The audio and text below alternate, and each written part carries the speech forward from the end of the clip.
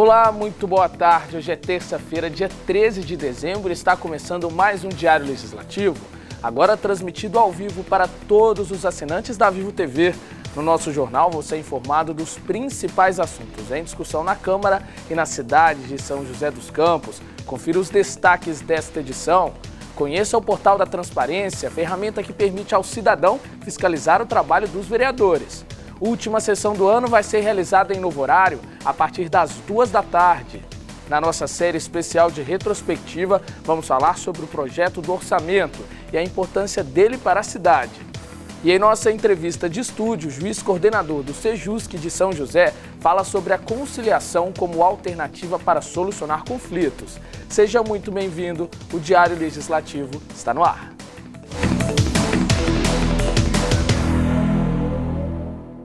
Você sabia que a população tem acesso a uma ferramenta que permite fiscalizar o trabalho dos vereadores e as ações da Câmara Municipal? É o Portal da Transparência. Na página é possível acompanhar as licitações e contratos do Legislativo e ainda conferir a presença dos vereadores durante as sessões. O portal está disponível no site da Câmara.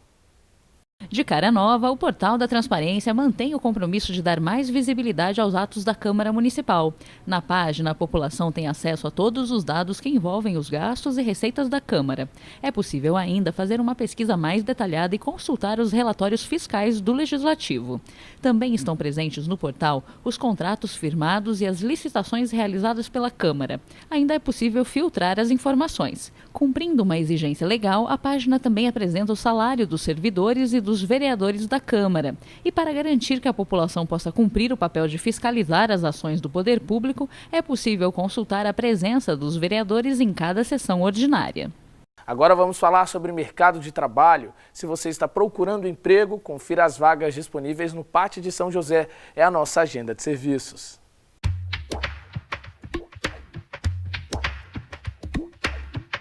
O PAT, Posto de Atendimento ao Trabalhador de São José dos Campos, tem oportunidades de emprego em diversas áreas. As vagas disponíveis são para ajudante de obras, assistente de logística de transporte, auxiliar de linha de produção, cuidador de idosos, farmacêutico, operador de supermercados, porteiro, representante comercial e teleoperador. Para se candidatar é fácil, é só comparecer ao PAT levando RG, CPF, carteira de trabalho e o cartão cidadão.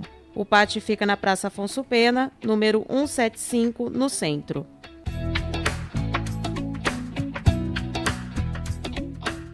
Vamos agora saber como fica o tempo na tarde desta terça e também amanhã, quarta-feira.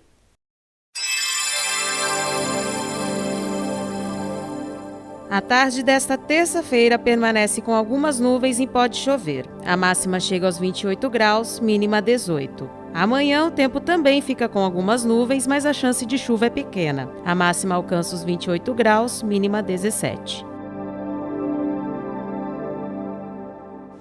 E no próximo bloco, o juiz coordenador do Sejusc de São José fala sobre a importância da conciliação para resolver conflitos. A gente volta já.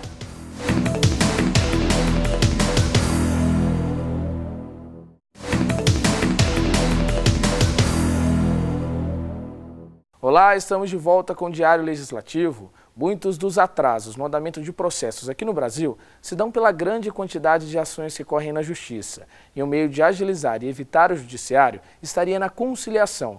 E é justamente isso que o Sejusc, Centro Judiciário de Solução de Conflitos, busca aqui em São José.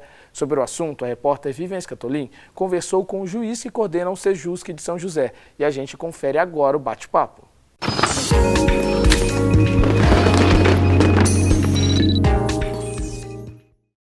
Olá! Conciliação é um método de solução de conflitos por meio do consenso entre as partes envolvidas. E São José dos Campos conta com um centro especializado. É o Centro Judiciário de Solução de Conflitos e Cidadania. Quem está ao meu lado é o juiz José Eduardo Cordeiro Rocha, que é coordenador do Sejusc. Obrigada pela presença, Eu viu? que agradeço a oportunidade. Que tipo de caso que pode ser solucionado assim, pela conciliação? Então, os casos que podem ser solucionados pela conciliação são todos aqueles que permitem o diálogo, que permitem uma solução consensual do problema. Então, a gente tem uma gama enorme de casos que permitem o diálogo e a solução construída pelas próprias partes. Então, se a gente imaginar aí alguma relação de consumo, alguma compra que tenha sido feita diretamente na loja ou mesmo pela internet, permite alguma solução por intermédio do diálogo. Então é possível ingressar com um pedido no Sejusc, que Sejusc é o nome do Centro Judiciário de Solução de Conflitos de Cidadania, né? Ou alguma questão que envolva um acidente de trânsito, por exemplo, uma indenização, uma reparação, é possível resolver pelo Sejusc. Algum problema de consumo também diretamente na loja, numa oficina mecânica, por conta de algum serviço, é possível resolver pelo Sejusc. Alguma questão que envolva direito de família, então se a gente imagina aí questões que envolvam pensão alimentícia, guarda dos filhos, regulamentação do direito de convivência, isso tudo é possível se resolver, ou divórcio, isso tudo é possível se resolver através do diálogo no Sejusc. Então a gama é muito ampla.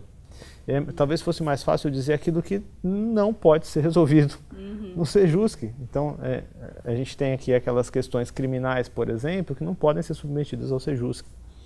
Elas não comportam uma solução por intermédio do diálogo, é necessária uma decisão judicial. Ou então, se nós imaginarmos aí, agora especificamente quanto à conciliação na Justiça Estadual, não é possível as questões atreladas ao direito do trabalho, questões trabalhistas, questões previdenciárias, a gente não trata desse tema. Se a pessoa está em dúvida, é melhor ela procurar o atendimento e ver se ela se encaixa. É importante ela procurar o atendimento, porque, veja, é o Centro Judiciário de Solução de Conflitos de Cidadania. Mesmo esse trabalho de orientação, a gente tem essa preocupação de proporcionar no Sejusc. Então, se o caso não se enquadra, ela vai receber orientação do que fazer. A ideia desse serviço é a simplicidade. Então, você não tem uma formalidade, você comparece, relata oralmente, você relata qual que é o seu problema, que você tem uma pessoa ou alguma empresa que você queira resolver algum problema através do diálogo, de uma maneira simples, não precisa de uma petição, é simplesmente oral, a pessoa é atendida por um funcionário e é designada uma data para essa conversa, né, essa tentativa de conciliação. A outra parte recebe um convite de comparecimento e no dia os dois têm a oportunidade de sentar à mesa com o auxílio de um conciliador, que é essa figura do facilitador, que ele vai promover a conversa. E caso seja possível o acordo, aquilo é reduzido a termo, né, é escrito e submetido à homologação pelo juiz. O conciliador ele não decide pelas partes, é importante ressaltar isso, ele não está ali para decidir, ele está para receber as duas partes, ou mais de uma pessoa, né, e promover essa conversa, conseguir fazer, através desse diálogo, algumas sugestões, ver mais ou menos o caminho a ser seguido, que é mais próximo da realidade daquelas pessoas que estão ali. E a decisão é construída por quem está ali, por isso esse protagonismo. Quem constrói a decisão são as partes envolvidas, com o auxílio de um conciliador. No caso da decisão judicial, as partes não constroem a decisão. A decisão vem, que a gente pode chamar de cima para baixo, é uma decisão do próprio juiz e as partes têm que seguir. É a maior vantagem, ainda mais do que a própria velocidade. É essa a maior vantagem, porque é uma decisão mais duradoura. E é mais rápida também, porque a conciliação é mais rápida. É um meio ágil, duradouro e sem custo. E quem é esse conciliador, esse mediador, esse facilitador? Ele tem uma preparação? Como é selecionado? Como que funciona isso? Então, a figura do conciliador, a regulamentação é relativamente nova. Nós tivemos a resolução do Conselho Nacional de Justiça, a resolução número 125 de 2010. E a partir de então, algumas previsões, uma certa normatização ocorreu com relação à figura do conciliador. A figura do conciliador já existia antes, sobretudo nos juizados especiais. Mas, a partir de então, dessa resolução, de alguns regramentos posteriores, como o Código de Processo Civil recente, ou mesmo a Lei de Mediação também, estabeleceu alguns requisitos para ser conciliador. Então, você tem a idade mínima, que é 21 anos, tem que ser brasileiro nato ou naturalizado, tem que ter um curso superior em alguma área, não precisa ser direito necessariamente, mas tem que ser formado, tem que ter um curso superior. Tem que ter um prazo de 2 anos da conclusão do curso superior. Então ele tem que ter uma experiência de 2 anos aí, depois de formado. Tem que ter passado por um curso um curso chancelado pelo Conselho Nacional de Justiça de formação de conciliadores. Algumas matérias são tratadas, tem um período de estágio, ele tem que passar por esse curso, ao final ele é habilitado e tem a documentação que ele tem que apresentar. Ele não pode ter antecedentes criminais, não pode ter sofrido alguma punição administrativa, então ele tem que preencher esses requisitos. E tem que fazer a inscrição, pedir a inscrição junto ao Sejusc. Pedindo a inscrição, ele é submetido a uma entrevista para se verificar o perfil, se teria o perfil de conciliador, se tem algo que não recomendasse que essa pessoa atuasse junto ao Sejusc. Estando tudo ok, ele é habilitado e vai constar do Cadastro Nacional de Conciliadores. Esse trabalho é voluntário, totalmente voluntário. Não remunerado. Não é remunerado e os conciliadores abraçam isso daí, essa atividade, com muito empenho. Mas há a previsão de remuneração já em lei estadual, né? Bom, vamos falar um pouquinho da Semana Nacional de Conciliação. Esse ano já foi a 11ª edição.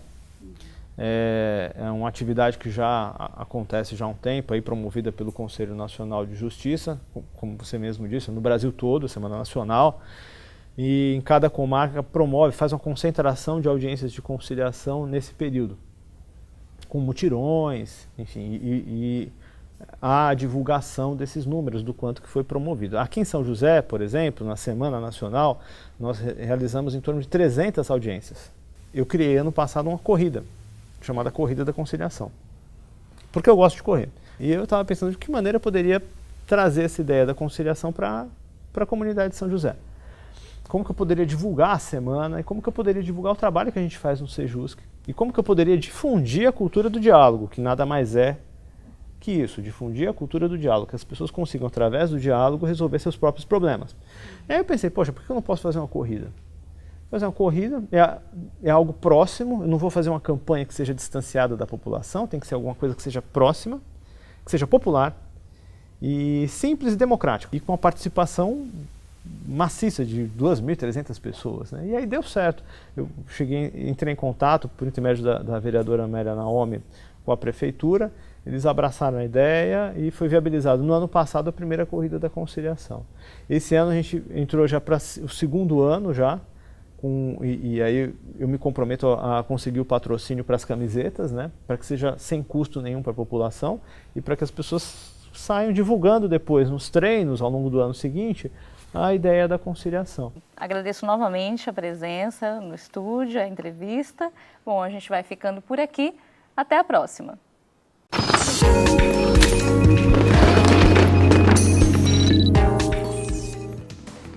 No próximo bloco, última sessão do ano, tem horário alterado.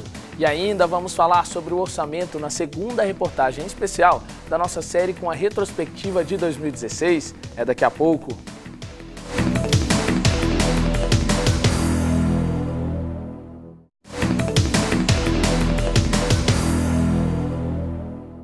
Olá, estamos de volta com o Diário Legislativo. Essa semana é a última antes do recesso parlamentar. E você já sabe que as sessões da Câmara são realizadas terças e quintas. Hoje tem sessão no horário tradicional, 5h30 da tarde. Mas quinta-feira tem alterações nesse horário. A sessão começa às 2 horas da tarde. Hoje é dia de sessão e, como você já sabe, às terças-feiras são votados documentos como requerimentos e também os vereadores usam o tempo do pinga-fogo para levar à tribuna assuntos de interesse da cidade. A votação dos projetos de lei e de decreto legislativo acontece na quinta-feira. Como a próxima quinta é a última antes do recesso parlamentar e a pauta tem um grande número de projetos, os vereadores aprovaram a mudança no horário de início. De 5h30 da tarde, vai ser antecipada excepcionalmente para 2 horas da tarde. Pelo menos 65 processos compõem a pauta da última sessão do ano, mas outros podem ser incluídos. É que na quinta da semana passada, a votação foi travada devido à falta de pareceres em um veto que corria em rito urgente. Por isso, os 65 processos da pauta não puderam ser votados. O item que sobrestou à votação foi o veto total da Prefeitura ao projeto aprovado na Câmara da vereadora Dulce Rita, que determina a fixação de cartaz informando o telefone do Conselho Tutelar da Delegacia de Proteção à Mulher, à Criança e ao Adolescente nos estabelecimentos de ensino público e privado no município. Então, não perca a hora nesta quinta. A sessão começa às 2 da tarde com transmissão ao vivo pela TV Câmara. Hoje é o dia da nossa segunda reportagem da série especial com a retrospectiva de 2016. Escolhemos momentos que marcaram o ano aqui na Câmara. E as discussões que envolveram o projeto do orçamento não podiam ficar de fora. Confira. O projeto de orçamento para 2017 foi apresentado em outubro pela Prefeitura. De lá até dezembro, quando foi votado, os vereadores puderam analisá-lo e apresentar emendas. De acordo com a proposta, R$ 2.644.467.000 serão destinados para as secretarias da Prefeitura, as autarquias e as fundações do município. Entre as 3 secretarias que vão receber os maiores valores estão, em primeiro lugar, a Saúde, em segundo, Educação e em terceiro, Transportes. Sozinho, o setor da saúde deve contar com mais de R$ 650 milhões no ano que vem. Quase metade dessa verba será investida na ampliação e manutenção de serviços nas áreas de atendimento emergencial e SAMU, atenção básica e atenção secundária, voltada para consultas especializadas. Já a maior parte dos investimentos na educação vai ficar por conta do ensino fundamental. São mais de R$ 170 milhões que devem ser aplicados em reformas e construções de escolas. Quase metade do valor destinado à Secretaria de Transportes é para a execução das obras do BRT. Mais de R$ 101 milhões estão previstos para a realização e implantação do sistema viário. O projeto do orçamento para 2017, que é 8% maior do que o do ano passado, é constituído por meio de estimativas de arrecadação, que podem ou não ser concretizadas. Essas arrecadações vêm tanto dos impostos que pagamos, quanto de empréstimos que devem ser realizados pela Prefeitura. A Câmara promoveu uma audiência pública para debater o projeto, que foi aprovado por unanimidade pelos vereadores. Das 37 emendas apresentadas, apenas uma foi aprovada. A proposta garante verba de R$ 17 milhões para 20 instituições sociais da cidade que prestam serviço de atendimento a pessoas com deficiência e também trabalhos de apoio a idosos e crianças carentes. E o Diário Legislativo fica por aqui. A gente agradece a sua companhia, tenha uma ótima tarde e até amanhã.